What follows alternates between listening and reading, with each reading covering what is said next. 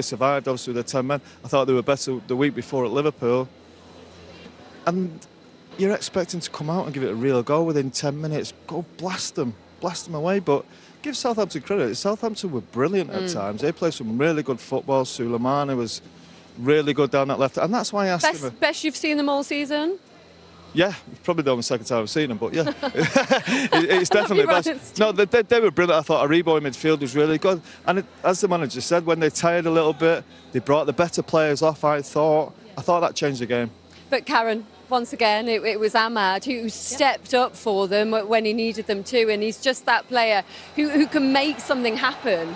Yeah, one-on-one player, drive, take people on and want to get in behind as well. I think, to be fair, Xerxes coming on as well, I thought he made a difference.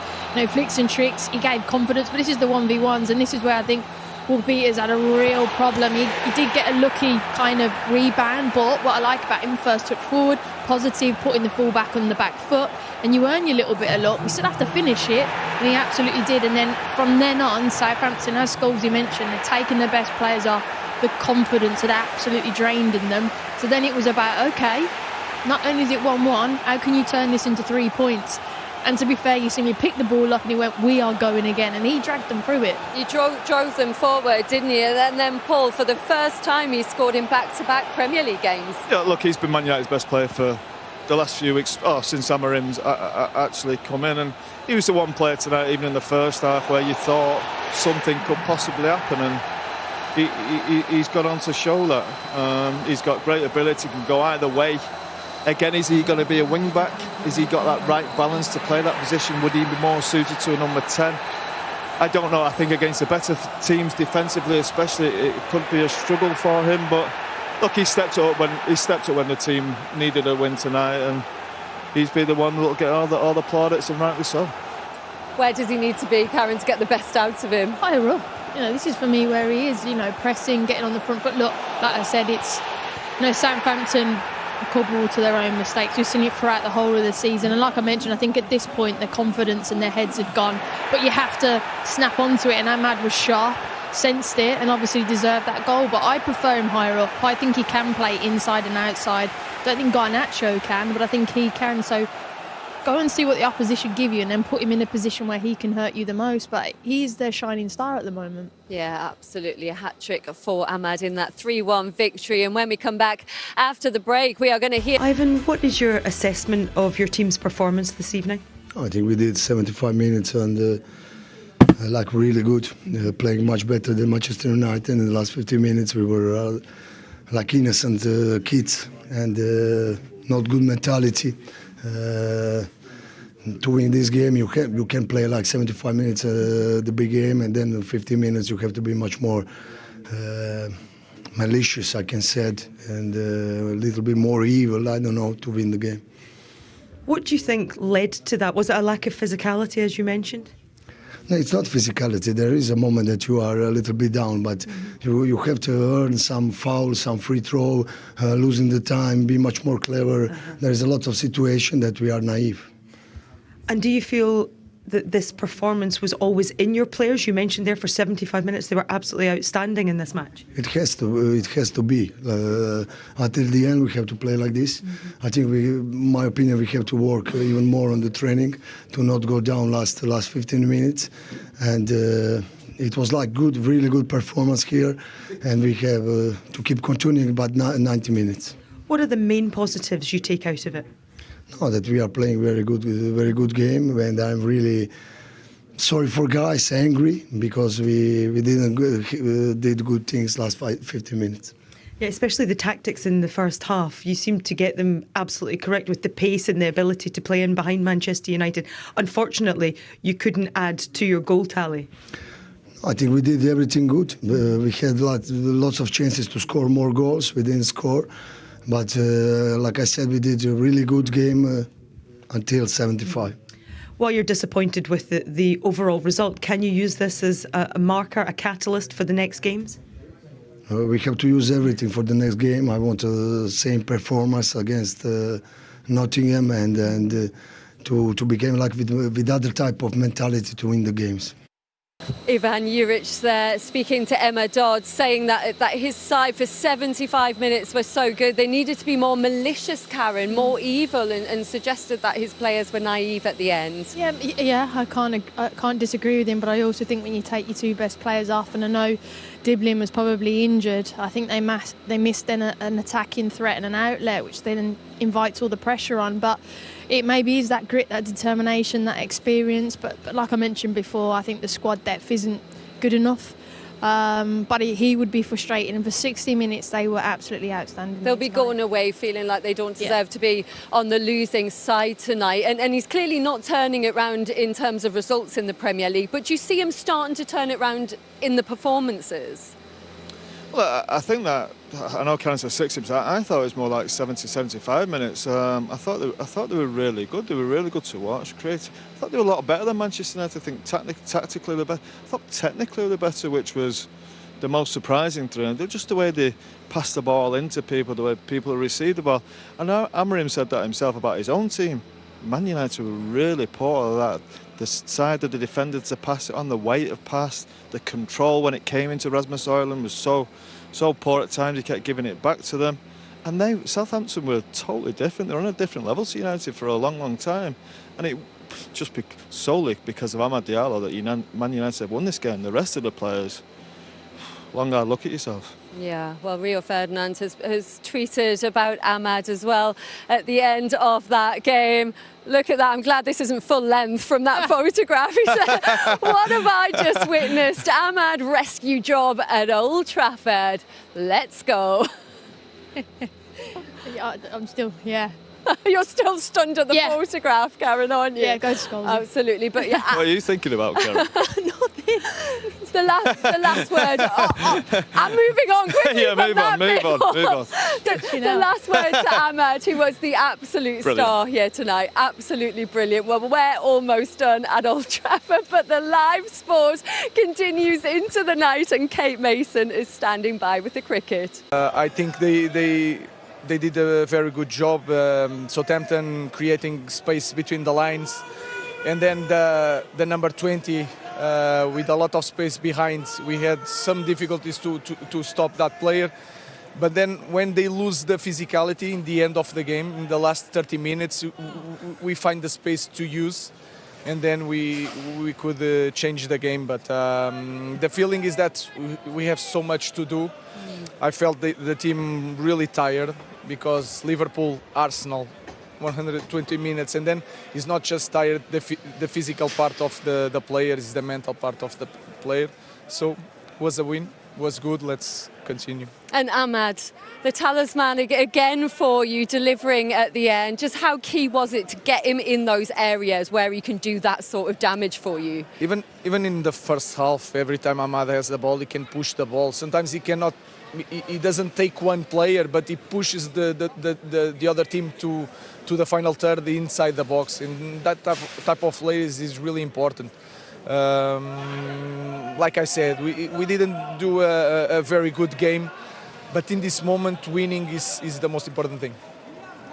I was going to say, Ruben, I felt after the Liverpool game, where I think the performance was really good, I sensed after the game a bit of a frustration from you, from where's that been, where's that mentality been? That carried on to last week against Arsenal. I think you've been probably looking for a bit more of that mentality, that strength, that almost, what's the word? Enthusiasm for the game tonight, which wasn't quite there again for 70-75 minutes. And what do you put that down to? Tiredness playing there? It's not just tired, but playing in this stadium. We lost the last 3 games here, and the pressure is different, because we try to press the opponent in build-up, and you can feel it, the difficulties. And then Mateus between the lines and Dibbling between the lines with creates a lot of problems, and we have difficulties to press high in the moment.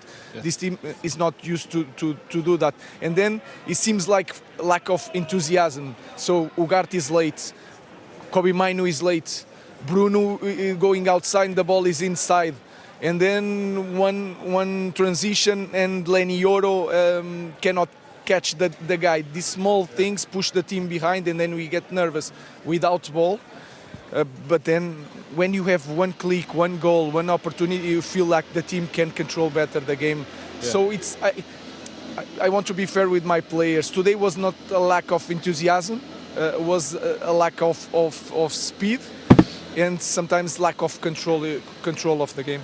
I was going to say, a lot's been made of your philosophy and the 3-4-1-2-1 system. Players suited to that, and if you haven't, how long do you think it could take to get to that level? First of all, it's hard.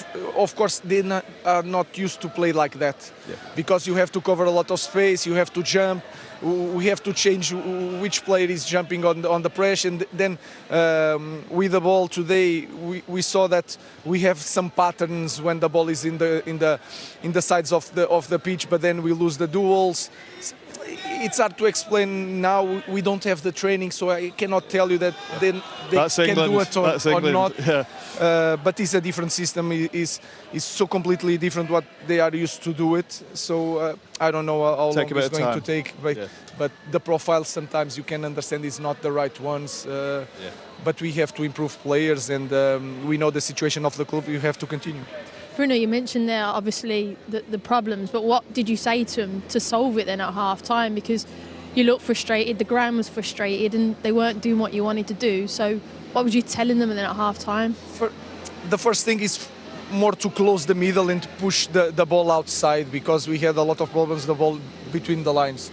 And then I told them to in the game of duels we have to keep the ball, and sometimes you see it, the ball in the Ahmad or Nus, ball inside, and Rasmus wants to turn the ball. We have to keep the ball, because just one connection change side of the game, and the field is open.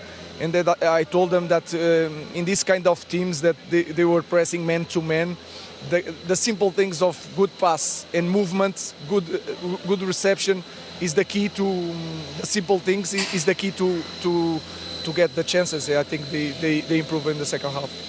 Ruben, we have to let you go, but thanks so much for coming out to join us. Good luck. Thank you. Congratulations. A few days then for that young man. He signed a new deal only earlier in the week, and there he is now with the match ball, player of the match as well, unsurprisingly, with that first senior hat-trick. Brilliant evening, but who saw that coming from Manchester United and from Diallo, who toiled for so much of that game against Southampton. He's receiving the raptures of the Manchester United faithful, and well-deserved in the end. I mean, he bailed them out. Is a bit of an understatement, Owen. Big time. And he deserves his new deal, because he's the one, you know, even you saw in that game against Manchester City, they didn't play great, but Ahmad showed up right at the end in the big moments. And, you know, he's only 22, but for such a young man, he has a feel for the big moments. I mean, imagine if they would have lost to Southampton today. 82 minutes, they were 1-0 down, and somehow he just grabbed the game. He got the ball and he just kept running at people, committing people. Okay, at times you get a little bit of good fortune, like he did with the little ricochet Walker-Peters, but he makes things happen. Man United fans are used to seeing wingers get on the ball and make things happen, and Ahmad does that. So credit to him. You know, he's smiling, he's scoring goals. He's just, you got to love watching him. Yeah, and at 22, to show the composure that he did. You know, because everything was on the line, really, wasn't it, for Manchester United at that point? He's a confident player, and I think even just listen to his interview, he's got an attitude and a charisma about him that I think is exactly what Man United need a little more of. That's the one we spoke about, the ricochet, but just because he comes in with intensity, it almost helps him get that ricochet. That's the reason it does fall in his favour. And he's so positive, isn't he, Rachel? He wants to get at He's straight at you. Yeah. And it's a good finish. You know, he knows he's going to probably hit it hard, and he keeps it low. Ramsdale tries as quickly as he can to make himself big, and you know, he sneaks it underneath him. But he was the one throughout. You know, he wanted to be the difference, and he does it for the team. And I think just the energy he has, bringing the fans involved, and those are the things we saw in the first half. You know, Højlund getting frustrated. You see other players, they throw the arms up, they get annoyed, they try and shoot from distance when maybe there's a better option. I feel he's the one, although he's young, he feels like he does more things for the team, and that's why I think it's easy to be pleased for him to see him get the 3 goals. I mean, you'd expect that to come from some of the more senior players, right? Not somebody who's the club is building the future around, essentially, right now. But you could tell the way that his teammates were hugging him after he scored. Yeah. Do you know, they were like, thanks. Thanks a lot. You know, you saved us a lot of grief. Yeah. And that's how they look up to him, even though he's probably one of the youngest out there. He's the guy that they get him the ball and he just runs at people. It wasn't good football, by the way. You know, they didn't play good football today. Southampton were probably equal, but they had a guy out there in Diallo who, he just makes things happen, you know, and sometimes that's all you need, but they definitely need to play better than they did today. The second goal was a slicker move, the 1-2 with Christian Eriksen. Yeah, the second goal's a great move, but again, you see him, he gets the ball in a space where he can face up Walker Peters, he walks it down the line, and you just see here Eriksen just... the weight of the pass from him in the first instance allows Eriksen to play it first time. He knows he then has the pace and the power to accelerate. He knows the ball's going to come back to him. And that's also intelligent play. This little pass here, you know, it's soft enough that he knows it's coming first time. Beautiful ball from Eriksen. Just that's a difficult pass. That's a really brilliant ball. pass. But not one other United winger would make that run after playing that ball to Eriksen. They'd stand still. He plays the ball and he runs forward, Manish. He runs into an area where he can affect the game. That's why Eriksen plays in the ball. That's a difficult finish. By the way, you know, the young guy, he just gets it and he runs at you. And he puts defenders under pressure. And you've got to love that. I love just the fact he keeps running. You know, he wants to make things happen. I know it sounds very simple, but it's important. Yeah, Xerxes was involved in that first, Eriksen clearly in the second. Substitutes played a massive role in the end. Yeah, well, for both sides, you know. I think for United and Southampton kind of lost control of the game. I mean, that's why the 20th. You know, they played so well. We were brave. Tried to play football. Our abilities. Look, he's a good young player. Can't make mistakes like that. But one thing, Rachel, we mentioned, Diallo. He presses, doesn't he? He's so good pressing. And you know, he makes you think you've just a few more seconds than you do, and then he's on top of you. It's really poor, really poor from Southampton. But Ahmad's done that. A few goals United have scored recently, where it's that pressure that he comes at pace, sneaks it, and you know you see the stats there from just today. He was really the only one that you could highlight. Because up until that point, you would have to argue Onana was probably the best United player. Oh, easily. I mean, the amount of saves that he had to make on Onana in the game, he was so busy. I mean, at 82 minutes, nobody at Old Trafford would have said that game would finish 3-1. Manchester United. They didn't really look like scoring. But credit to them. You know, they hung in there, and they found a way to win a game where it wasn't vintage. Yeah. But also what it does do is it just keeps alive that momentum that they generated in the previous two games. At one point, it felt like it was going to come to nothing. But the feel-good factor is back all of a sudden, only because in the nature in which they won that game tonight. Yeah, you score late goals, you get an extra buzz too. I mean, Amorim looked sort of beside himself for most of the game, and then you see him at the end, and there's sort of the big smirk. You know, a lot of that's relief. It does continue the good momentum. I do think there will be a lot of questions asked in the coming days before the weekend, because Southampton were the better team. The majority they looked of the like game. a side bottom of the table for most of that game. You wouldn't have said so, no. And I think for a club like Manchester United, the last two performances, you know, getting after Liverpool, we understand the rivalry there. You know, going up against Arsenal, player down, having to fight. As a player, those things don't ask as much of you, but the character to play against a team that's bottom, that you should dominate, I think today we still didn't see enough. I still think that the players that United have, they need to be able to perform to a higher standard much more consistently. I mean, Suleimana looked like he had the beating of everyone, didn't he? Dribbling in the first half, he was brilliant. Suleimana, I mean, he destroyed everybody out there, didn't he? He just kept running at Euro, you know, and had to beat him every time. So they'll watch that game back and not believe they didn't get something from the game, Southampton. But for Manchester United, they need to start building, you know, and that could be something, but we keep saying it. But still, what are they, 12 now? Yeah. They were 15, they're 12. Obviously, they've got some big games clear coming. of the bottom three. I think they got Brighton coming up, Fulham, who are right in and around them. So they need to start building. But the one thing you would say is from the starting 11 that he had out there to what he ended up with, his team virtually changes every game, almost completely. Yeah. So I think he needs to... I know he starts with something, but he looks like he's got to settle in a group of players that he thinks, these are my guys going forward. Yeah. and you have touched upon it already, and we have to give Southampton credit in the way that they took on the challenge of facing Manchester United. It seemed that they hadn't beaten for 17 meetings, but the way they took the lead from a set piece, Rachel, I mean, this will be, I suppose, will come to infuriate Ruben Amorim more than anything, because it's clearly been a vulnerability of United's. Yeah, it has, and you know, you go for a system, you see here Martin has highlighted, your job there, you're not marking anyone, your job there is if the ball comes into that front area, you've got to win it. And worst case scenario, if someone tries to affect you, you have to stop them from winning it.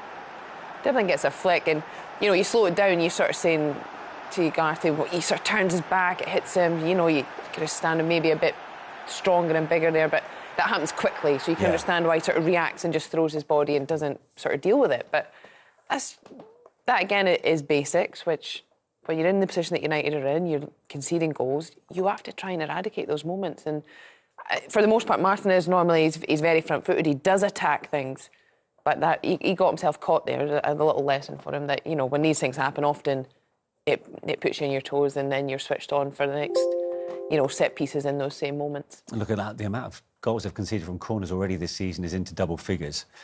Joint most with Wolves, who are in the bottom three. Yeah, I mean, it's been an issue. It has all season. The one thing you would say is, I mean, I used to play there, you know, on corner and stuff. He's not the biggest Martinez, so, you know, like, dribbling just gets in front of him and it's a flick. And your job, Richard makes a really good point, your job is not to allow anybody in front of you. You know what I mean? Even in front of him. Yeah. And then he gets in front of you. Like, once the flick happens, everybody's in trouble. And that's why the goal goes in. So if somebody's coming, you just bump him, get him out the way, and then you win the header. So I'm not sure that's a position Martinez... But he's been told to go there. No, right? obviously from the man. But what I'm saying is, I'm not sure that's normally for like a defensive midfield player, or I think he's better off being in his natural left-sided position. Yeah, in my opinion. But again, that's up to the manager. But it's been an issue all season. Well, up until the point Diallo hadn't got on the score sheet, we were saying just now, Andre Onana played his part in keeping the scoreline down and almost making that victory possible in the end. Let's have another look at that double save, for example. I mean, that will be seen as a crucial point in the game. A really big moment in the game, because at this point I think Southampton were starting to get a little bit of momentum. You see dribbling there, just rolls Martinez.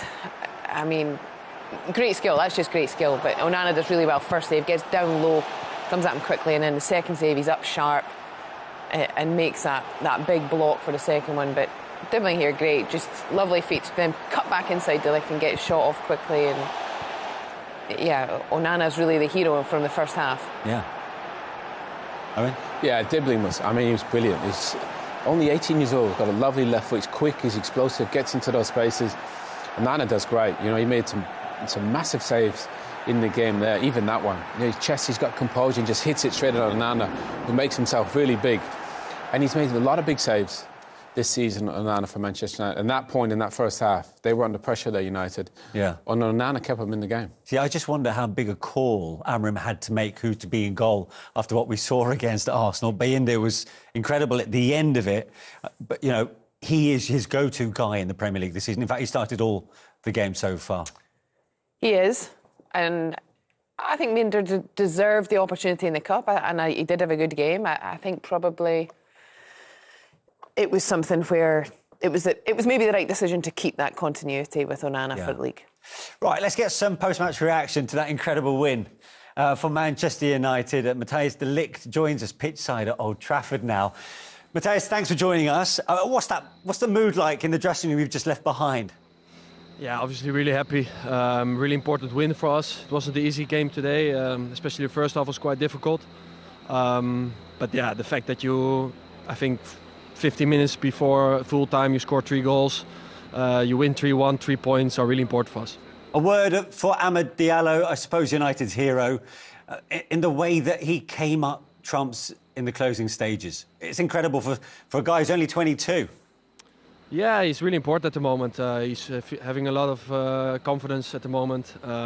He's playing really well. He's playing really well also between the lines, on the side. And I think today what was really important was that he still had the energy to make these runs, to make this 1-against-1, because that's obviously how they play, 1-against-1 on the whole pitch. So yeah, the fact that he could still do that in the last minutes was really important. I have to ask you, did you see that coming? with 81 minutes on the clock at that point?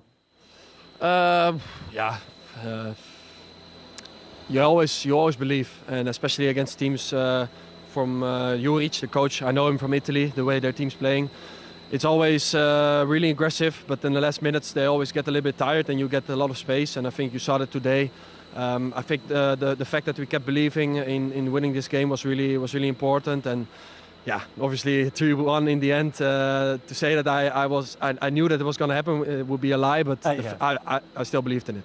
Yeah, of course. Thanks for your honesty, though. But, you know, up until that point, why was it United were unable to find that kind of standard of performance that we saw against Arsenal and Liverpool before? Yeah, I think the way they play is one against one on the whole pitch, and to win a game like that is important to win your duels. And I think especially the first half, we couldn't get out of our half. Every ball we lost on our own half. And then it's difficult to play. Then it's also obviously the confidence goes down of the players. The crowd also feels that it's difficult for us to play, and you see that the confidence is dropping then in the players. And yeah, I think especially the second half, especially in the end when you felt like they were becoming tired, we got more chances. The crowd was standing behind us, and we got more energy to make the action to score goals. Yeah, it also felt like a real squad effort towards the end because the substitutes more than played their part too. Yeah, really important, really important. Joshua Zirkzee today was really important with his hold-up play. I think he won a lot of duels. Anthony, who came in, who was really unselfish to play also in the end a position that he definitely don't like to play as a right wing back, but he did it for the team because Ahmad was tired. And Toby Collier, who came in with so much intensity, and there's probably another player who came in. I don't know at the moment, but yeah, that was really important. And how much does the nature of that victory continue that feel-good factor from what you've developed in recent weeks? It's that first home league game of 2025 you've won. You've got Brighton next at Old Trafford. I mean, that's also going to bring its own challenges. We have to do much better, especially the first half, the way we played. I think the way we build up, the way we lost all our duels in our own half. We know we have to improve that. But the fact, and I think you saw that in Anfield, you saw that also in the Emirates, the fact that we kept believing, we kept fighting, we put the intensity in, that is something that is really improving, and that is, I think, the base of becoming a great team. And yeah, then we still have to get time to learn some automatic movements, but I'm sure that will come in the next upcoming weeks. Great stuff. Thanks for joining us tonight. Well done today. Thank you. Thank you. Matthijs de Ligt there giving us his post-match reaction to an incredible 90 minutes, or I should say incredible 12 minutes in the way that game finished. You nailed it. It was 12 minutes. There wasn't many good minutes before that. But actually, he speaks really well. Do you know, he kind of analysed the game really well. It's about duels, you got to win them. And then kind of in the last 10, 12 minutes, they were able to win a lot of those duels. But obviously, I think he'll know there's a lot of work to be done to kind of to step it up. But if you looked at the fixtures we just showed there, the next 6, they're all winnable. I know Brighton and Fulham are good sides, but actually, you know, they should go on a little run here at Manchester United if they play to their potential. You could tell from his experience, really, the way it was coming across, that yes, big win, but work to be done, right? Yeah, he knew they were a little bit fortunate. But similar to Amad Diallo, he had the same sort of confidence in that he was going to keep going till the end, and he understood his role. I think he had a fairly solid night. But I think he also knows that they need to also build and keep going. And there's still that just element of uncertainty from the fans and from the energy inside the stadium, as he touched on. Right, so we've heard from de Ligt. What about the post-match thoughts of his manager? Here's Ruben Amorim. Many congratulations on the victory, but what's your overwhelming emotion that you've won a game that for a long time it looked like you might lose? Yes, we had that feeling. We lost some chances. It was not a great game. We didn't do a great game, but I think after Liverpool and Arsenal, I felt the team a little bit tired and always late, especially in the first half, and with a lot of problems between the lines. The speed of Suleiman was really hard to catch, and they create some chances also. But then we improved in the second half. They lost some strength because they were doing man-to-man during the pressure. Then we take control of the game. We create chances. You had a feeling that it's going to be hard, but in the end, I think we deserve the win. Were you surprised by Southampton, the fact that they deservedly led and might have scored more than the one goal they managed in the first half? I was not surprised. I know that this coach puts a lot of intensity. His style is known in Italy. They were stronger in the duels in the first half, but like I said, then the second half they lose some power. And we took advantage of that. And I think the most important thing in this moment is to win, and we do it. Amad Diallo has scored some big goals for you. A hat-trick tonight, his first in senior football. Just how impressive was he in that final 12 minutes? Yeah, he did a great job. Even during the game, he has a lot to improve. He played in a different position today than in the second half. He took advantage of his ability, good assists from the players. The last goal was similar from Everton, the recovery. So he did a good job, but he has to prepare for the next game. He's a young player, obviously, with a lot of responsibility on his shoulders, and he said to us that he felt like somebody needed to step up. How admirable is it that a player of his age, of his stature, is able to contribute in the way that he did? Yeah, all the players in this team have the same responsibility. He doesn't have to step up. That thing will appear if he do the work. If he train well, good things going to happen. So he has the same responsibility of every player that play for Manchester United. But he's in a great moment. He's doing a very good season. But like I said, we see this in the past with a lot of players, young players in our squad. So he has to continue to work and to play like that. Thanks for your time. Congratulations. Cheers. Now, that was really interesting, and that's been one of the features of his interview since he's been in England. He's almost disarmingly honest, and he talks about Amad Diallo at 22. He doesn't have to step up. He's got more senior players around him who should be doing that. Yeah, he almost seemed a little reluctant to be overly kind to, I think, Amad Diallo tonight, which maybe is just his way of managing it. You know, maybe privately there will be more confidence given to him, because I think tonight he did show what he was about. And age isn't always a relevant factor, but age can be a reason why, you know, younger players don't consistently step up. I think he's right in that everyone has the same requirement. Yeah. But it feels like Amad Diallo is the one who too often is that person for Manchester United when they do find a way to get a result, you know. Yeah, I mean, it was interesting that he chose to say that there is still room for improvement from Diallo, you know, after the highs of just literally scoring a first senior hat-trick. Is he just trying to keep his feet on the ground here? No, I think his feet are on the ground already. I don't know why I would say that, because he's the one that did grab the game. He's the one that did grab the initiative. Nobody else did. So he said, obviously, the other players could, but nobody else did.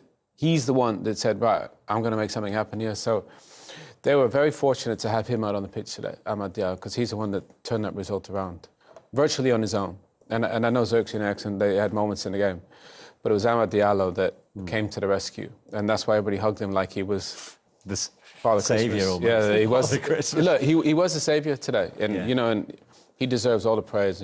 Everybody should be praising, even the manager. Yeah, and talking of the manager, for Ruben Amorim, that's 10 Premier League games he has now managed since he came from Sporting Lisbon. In that time, he's picked up 3 wins, 5 defeats and a draw there as well. So, right, 2 draws, actually. So, how do we assess the first 10? Did we expect more from them at this stage? I think we did, yeah. Much more? I think because of the success that he had at Sporting, I think we expected just he'd come in. But, I mean, maybe that is a little bit naive. You know, he's changed the formation, changed a lot of things. But 3 wins in 10 is probably not what anybody envisioned. So let's say they're a work in progress. And they're probably going to look a lot different in the summer. But right now, I still think everybody's adjusting to playing this 3-4-3 or however you want to call it. And, you know, goal scoring is still a big issue, for this team. They're easily one of the lowest scorers in the division. And that really can't be with kind of the personnel that they have. So I think they need to step it up in terms of goal scoring. But I'll be interested to see where they finish at the end of the season. Premier League's finished, obviously. You know, that's not got, the top four's over. They got to win the Europa League. If they can win Europa League, then they get into, you know, Champions League football, and that's everything for Man United season. I think what United fans, Rachel, were expecting, you know, for all those around the world, when a new manager comes in, that the lack of inconsistency or the lack of consistency will stop from Erik ten Hag, and that there will be more of a pattern behind the results, which haven't quite happened. No, and sometimes results isn't the only thing you can go on. I think... But what about the performances then? Yeah, and I think that's probably more... You look at tonight and other games of late, what sort of worries me a little bit is they have this system that they play, but, you know, you look at tonight, they had over 20 shots. But when you actually think about it, I don't really remember Ramsdale making a save. They don't particularly create that many clear-cut opportunities. No. There's the one that Anthony, you know, somehow missed. But other than that, you watch the game and they don't sort of have a system that they dominate possession that much, it seems. So then you're thinking, right, well, sure, or create quick transitions.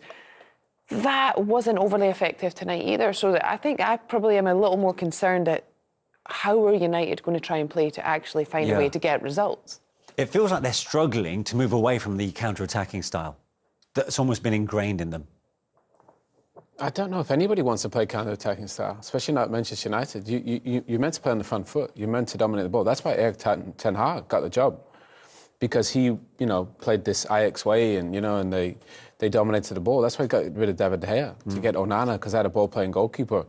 But that didn't really materialise. United were best under the counter-attack, like under Ole Gunnar, you know, and I think Ten Hag's best performances were on the counter-attack as well.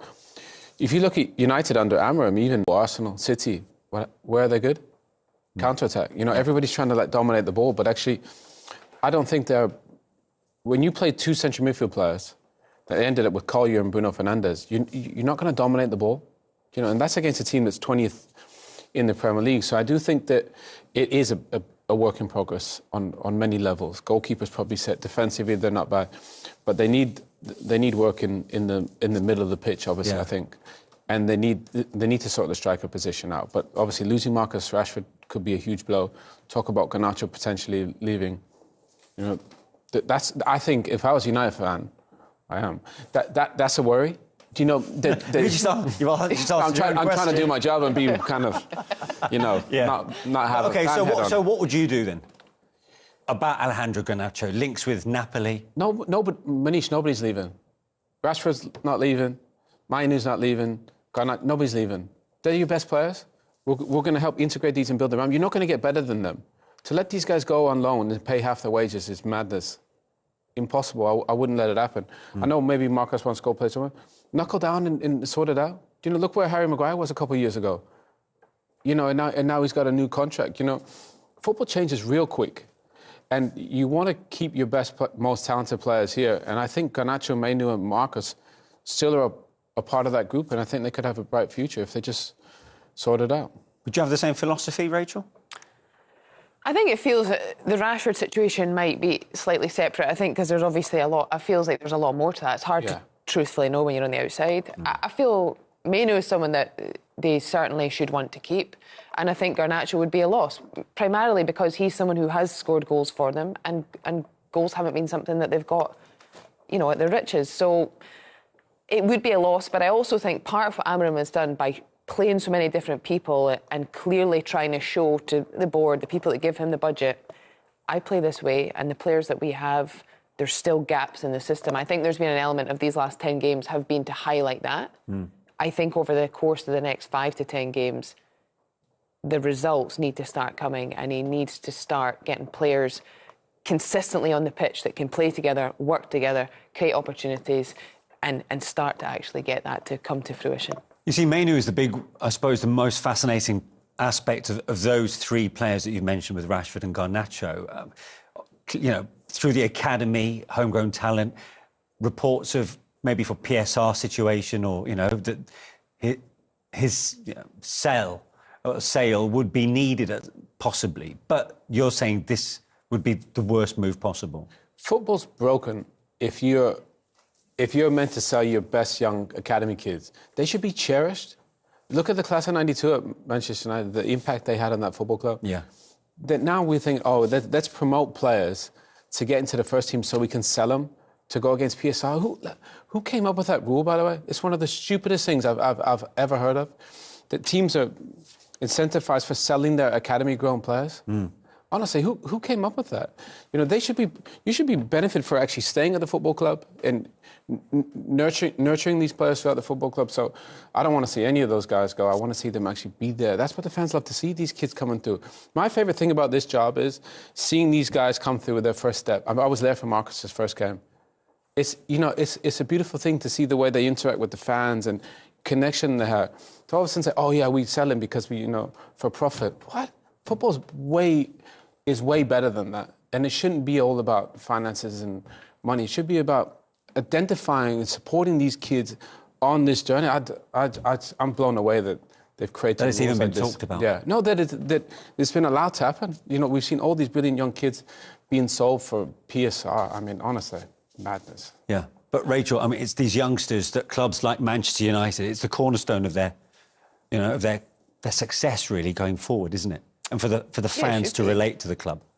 Yeah, and you want players, when you're a fan of a club, you want players to come from the academy because you believe that they love the club like you love the club. And that's not always quite true, but there's some sort of fantasy, but, there's a nice element to that. And I agree. I mean, it's really sad that clubs benefit and feel in some instances because of the rules, because there's a threat of points deduction and fines and all the rest of it, that then becomes something that clubs do have to think about. I'm sure Manchester United don't want to sell those players for that reason, but if they know if we do that and it's pure profit because they've come through the academy, then there is a greater gain for that reason. And I think that's where probably somebody somewhere that's way over our heads, but, looking at that, because that just doesn't seem like that's the best thing for the game. Yeah.